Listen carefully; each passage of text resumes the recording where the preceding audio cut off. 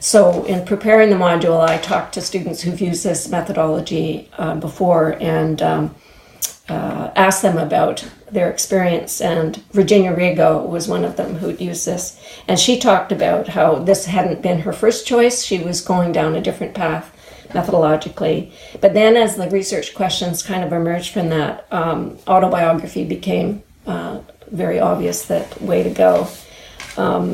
And she talks about how she had to accept the risks of self-disclosure and committing wholly. And if she didn't do that, it was sort of a disservice to her study. Mm-hmm. So that's really true. Yeah, I think it takes. I think there are a lot of risks, particularly for those of us that are have a public face in our work, and so. As we write ourselves onto a page, then by default there's the possibility that someone else other than our committee might read it, and then other people are going to know things about you. And I think there is some thinking that goes into how it is that you want yourself to be seen. But I think you need to allow all of you on the page and do that decision making after.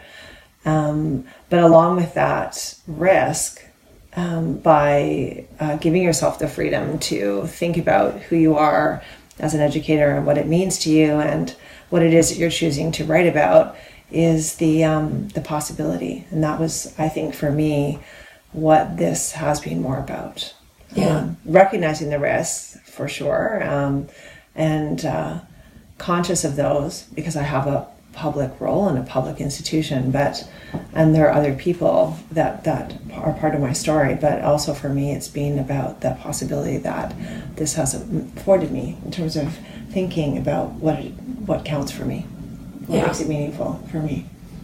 Well, one of the other things that I encourage and I talked about in the module is when we're engaging with this process, and it is inherently a creative process. Mm-hmm.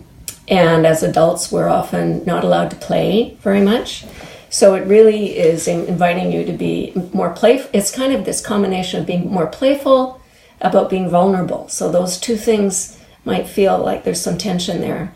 But sometimes a way to get at the playfulness, in addition to just narrating, writing down some ideas that you have, that are coming to mind, is to actually use some other creative processes. Because sometimes that notion of kind of writing a sentence or even a phrase is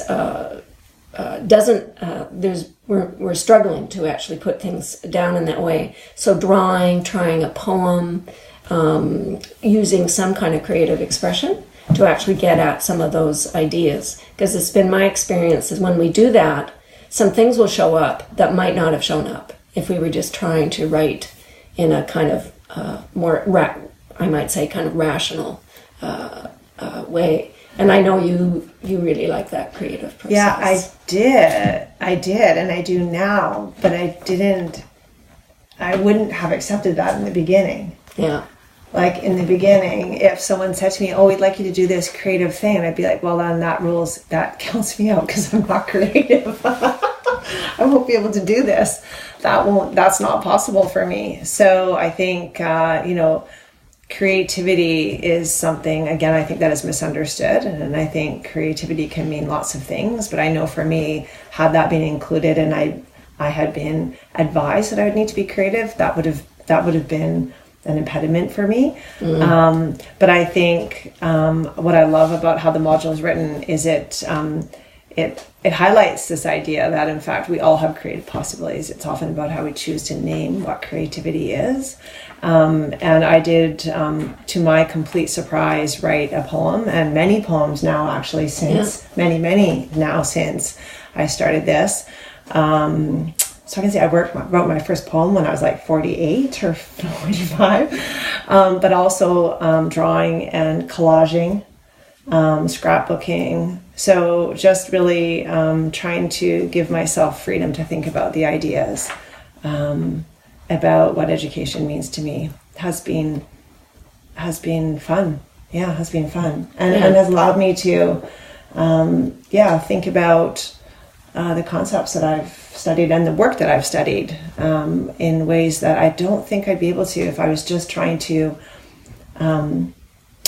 write all of the time in really intelligent sounding long sentences formulated into really nice paragraphs and lots of pages. Right. Yeah.